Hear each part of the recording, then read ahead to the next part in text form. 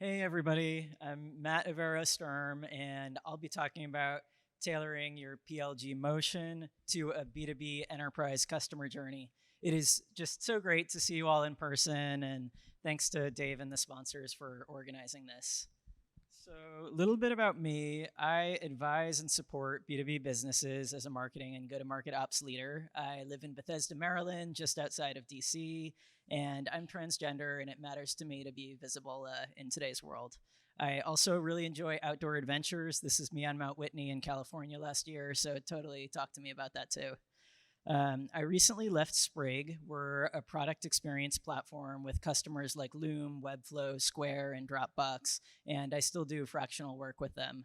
I joined very early there, and I built out marketing ops, sales ops, CS ops, did a lot of collaborating with our growth team, which was a cross-functional team, just so you know, Samantha, uh, to build our blended PLG and enterprise sales motion, along with contributing to our marketing and partnership strategy and co-managing our BDR function. I was previously in marketing and sales roles at EverFi, which is a later stage B2B SaaS organization, which really introduced me to true enterprise SaaS sales. We were doing really big 6-7 figure deals with large financial institutions, multi-year contracts, very classic large SaaS sales motion. And before that, I led sales at Illustria. So at Sprig, we have done our best to leverage the benefits of a PLG motion with a free and self-serve inbound motion, very big self-service motion, while still doing the majority of our revenue by far in enterprise deals, mostly 5, 6, 7 figure deals. So I'm going to share a lot of Sprig examples during this talk, and just want to be clear, those were definitely a team effort with our marketing and product teams. So who here has tried to combine a PLG and a B2B enterprise motion? Show of hands? Okay. And keep your hands up if you have ever felt a conflict between those two motions. Yeah, I'm not seeing a lot of hands go down here. So if we look at the traditional B2B enterprise sales journey and the traditional PLG journey, we can see they're pretty different. Sometimes these mismatches can be really hard to combine in the same business and hard to get our PLG journey to turn into B2B enterprise sales revenue. But sometimes these asymmetries can provide this huge opportunity to use the assets from one motion to level up the other motion. And that is most of what we're going to talk about here, is how to take advantage of those asymmetries. Kyle did a really great job earlier talking about guidance on the sales and customer success side especially. And I'm going to zero in on marketing, partnerships, and data, since that's where we've really succeeded and really learned some things at Sprig. So I want to talk about marketing above your weight first. Many PLG companies, definitely a lot of ones in the room here, have a presence that is way above their ARR and headcount, right? You meet all these people and they're like, your marketing team is 5 people still? I thought you guys were like huge, right? And it's a really powerful accelerant. So let's talk about why PLG companies can do that so well. So at PLG companies, on the left, we've got the traditional B2B enterprise funnel. We've got awareness, we've got consideration, we've got audience conversions via demo requests. They enter the sales process, annual multi-year deals, and over months and years, they slowly add users and expand. Sometimes faster, but not naturally fast. And on the right side, and what I love about this projector today, if you've noticed, it's a little skewed, and I love it because it makes all the PLG side look really fat, which is what we're going for here. So thank you for that. So on the PLG side, we've got awareness, we've got consideration, we've got our free signups, and then as soon as you sign up, we've got onboarding, getting familiar with the product, we're engaged, we're activated, our funnel is expanding already, we're adding new users, we're triggering these word of mouth and growth loops, more new users, and some of these are also converting to paid enterprise sales. So what's awesome is most PLG website conversions are free signups. we're probably going to assume that these free signups are going to convert to activated users at a higher rate than demo requests are converting to closed won deals. And our free accounts are probably growing, adding users, triggering growth loops faster than our enterprise deals are doing that. So this means your free user base is probably going to outpace your enterprise user base in size extremely fast. And Lexi's example from earlier today, right? Like huge free and freemium user base, very respectable enterprise base, but like huge free base. So we've got all these inbound free leads. We know not all of them are qualified for enterprise sales deals, which is okay. And the important part is they are not just dead weight in our funnel. They're actually a really big asset for marketing, and we're going to talk about how to use them for that. The classic example here is growth loops. Use your users to get more users. There's been a lot done there. I'm not going to cover those. One thing I would love to see, and if you're doing this, talk to me after, I would love to see someone hook up some integration to automatically pull the social media follower account of your new free signups. And when you get someone with a big follower account, you're routing them into maybe some special features, some higher touch onboarding. Unless they're a developer, then maybe it's just some really nice high limit onboarding so that you're automatically creating evangelists and unlocking more growth loops for the people that have the biggest followings. Notion does this really well reactively, but if anybody is doing this proactively, like, let me know. Super curious, would love to talk about it. Another thing you can do is indulge in the guilty pleasure of marketers, which is not donuts, but it is fantasizing that your audience actually cares about you and your product more than they care about themselves. So on the right here, if they're already using your product, they actually do care about you to some extent. And it means that you can have user events with prospects at them. We did this very successfully for Sprig's Modern Product Leaders Summit. We had C-level and VP level execs, and a lot of them were sourced because team members of theirs were already in our free product. We had a pretty high level content at the event, and we had really, really great pipeline ROI and ARR ROI from that. And you can also leverage your free users to amplify launches, and you can bring them down the funnel with scaled trainings, scaled demos. And then on the bottom left, my favorite is leveraging free users for campaigns that are traditionally post-paid. So these are the campaigns you can normally only run with your customers, and suddenly, especially if you are segmenting your free users into the ones that are activated and that have been active recently, you can treat those high value, high engagement free users as customers. So you can follow them to new companies when they change jobs and they might convert there. You can leverage them for referral campaigns to introduce you to more potential customers. And you can source G2 reviews and other review sites from them. If you look at Loom up here, they have over 1,000 reviews on G2, which is crazy. Like, there's no way Loom is getting that all from like paid enterprise customers, right? Absolutely no way. So I really love the treating your high engagement users as customers for post-paid campaigns. And on the next slide, I want to talk about my absolute favorite post-paid campaign, which is following your champions. So who here runs some kind of follow your champions campaign, whether it's UserGem, somewhere else? Okay, seeing a few hands. And who runs this with your high activation free users? Seeing a few less hands, which means it is a huge opportunity because that is where you've got your volume in your database. So UserGems, which is one of the data providers for this, did a study, and they found that deals with former customers close at 114% higher rate. That is saying I can double my win rate if I have a champion in a deal. Huge no-brainer to go after. So what's great if you have a free trial motion or a free plan motion is not only can you reach out to these users when they change companies, but you can reach out and provision them a free account at the new company and get them all set up to go, really provide value in advance. And you can invest in high touch outreach and gifts, monetary investment to former customers, but you can also do that for your free users that are high activation. So the better your data is on that, the better you can execute. So Kyle covered some of these activation indicators earlier, but I love, have they activated? Have they reached an aha moment?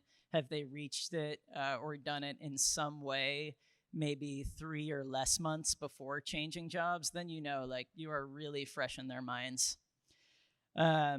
And the other important thing here, especially in this economy, is users are changing jobs for a reason.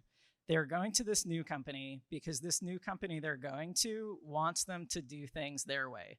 And that probably includes your product, which is an awesome place to be in. And it's actually a great way to expand your ICP.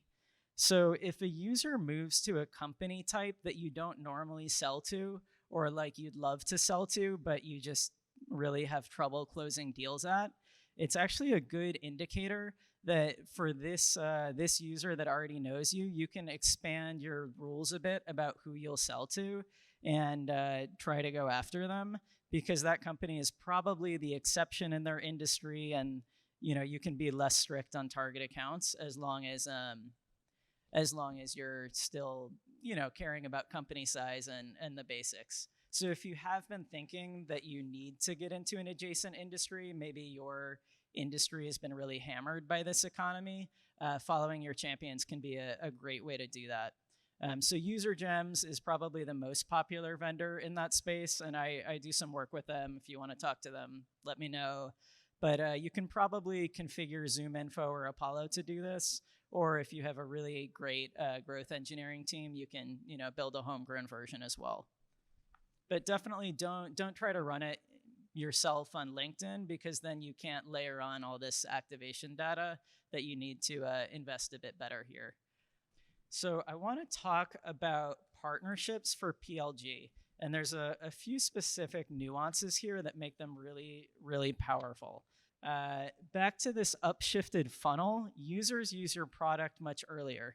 And what that means is product partnerships are relevant to prospects in a way that they're not if you didn't have a free product. So you can drive high quality inbound marketing to users if a partner in your ecosystem. And I'm going to cover a few slides on this, and I just want to shout out my collaborator at Sprig. Lily Fast leads Sprig's partnership program. She is so great, so wonderful to work with. If you want any intros to pick her brain, let me know. So before we go to the next slide, do any of you differentiate between partnerships for distribution and partnerships for sales?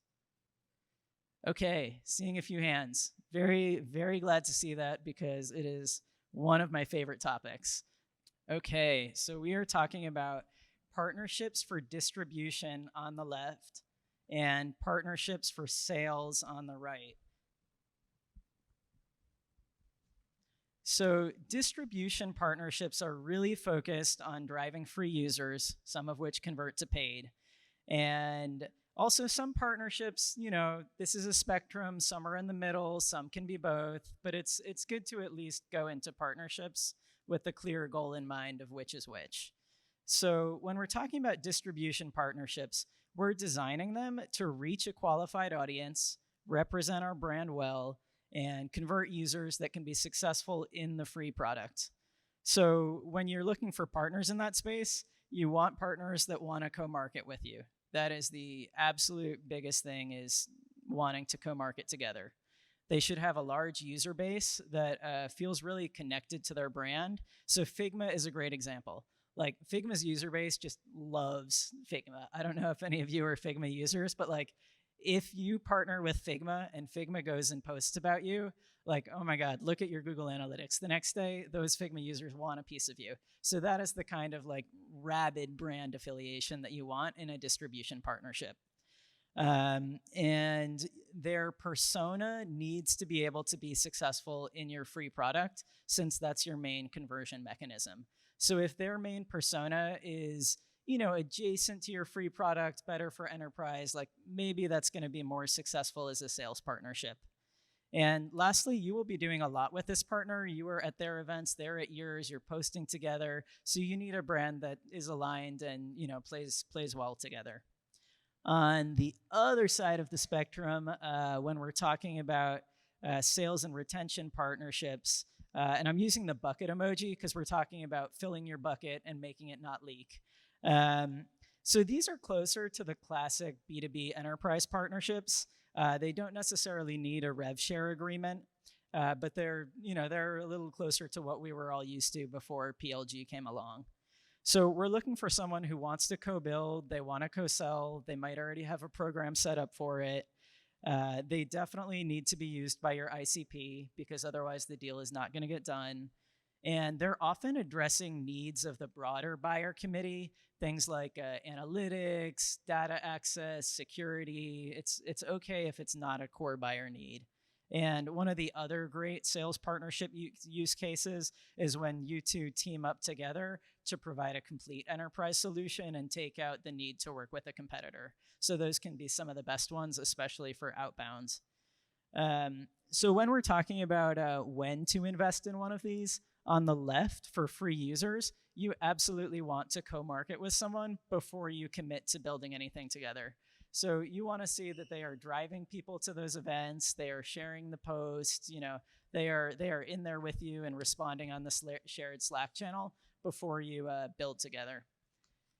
And it's actually totally fine if your integration is lightweight, barely there, not really an integration at all, just a shared workflow that we're really friendly about, because this is about distribution.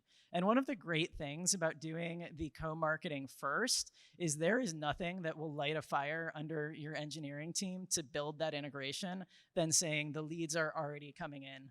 Like this is not just the big marketing promise, but like the leads are coming in, the CEO knows about it, we are going to the event together. So like maybe if we could roll it out, that would be really good. And there's just great alignment when you're able to launch it that way. For sales and retention partnerships, on the other hand, from that, we are looking for customer requests, qualified prospect requests. We are looking for the sales team to be asking us for those partnerships.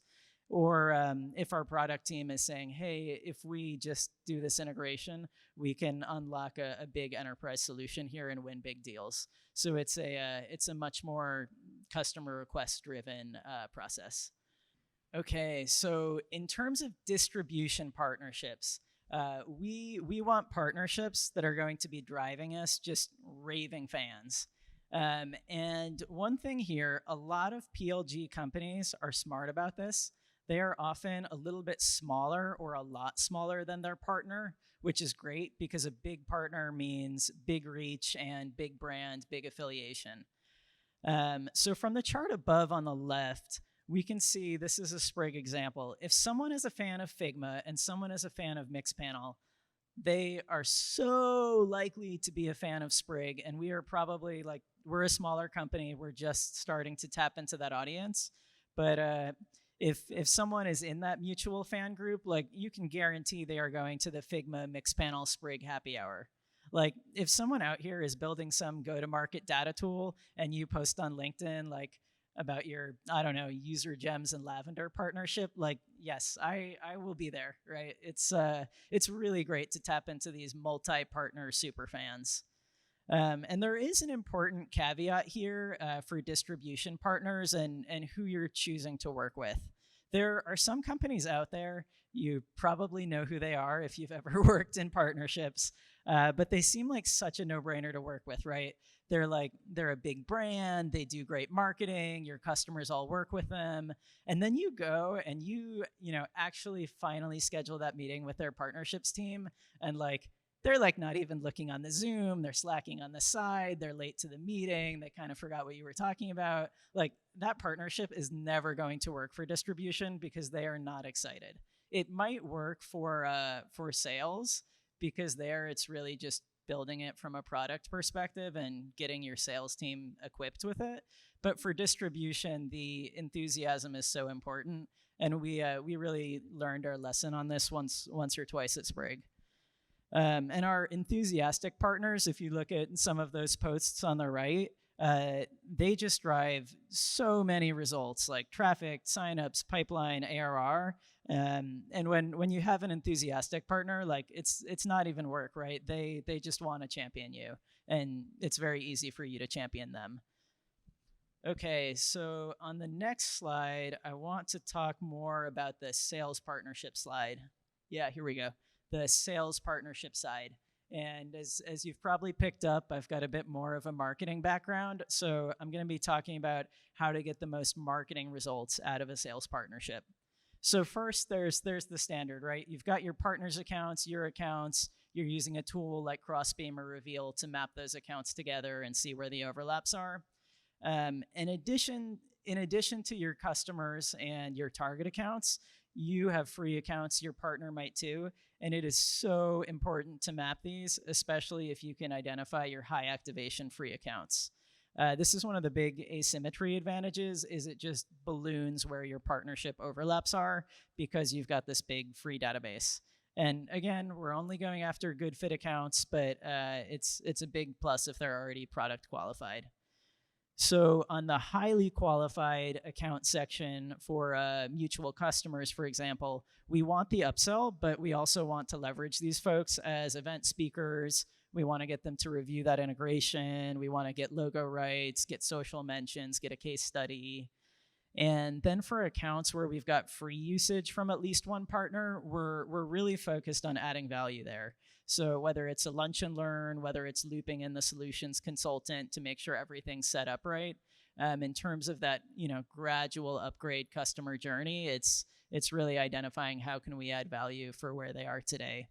And then for true target accounts, mutual targets, if you and your partner combine to take out a competitor, then absolutely buy that competitor's customer list from whatever unsavory database and go after it with outbound, because that is just, it is so made for it.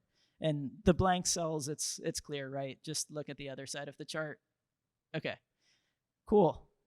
So we've gone through a bunch of plays here, a bunch of marketing and partnerships things to go after. And I want to briefly touch on the data we need to go after those well. So if I haven't said it enough times, really good activation data on your free accounts. And this can even be like tiers of activated, minimum activated, aha moment in last month, aha moment for multiple users on the account in the last month. We really want good activation data on our free accounts.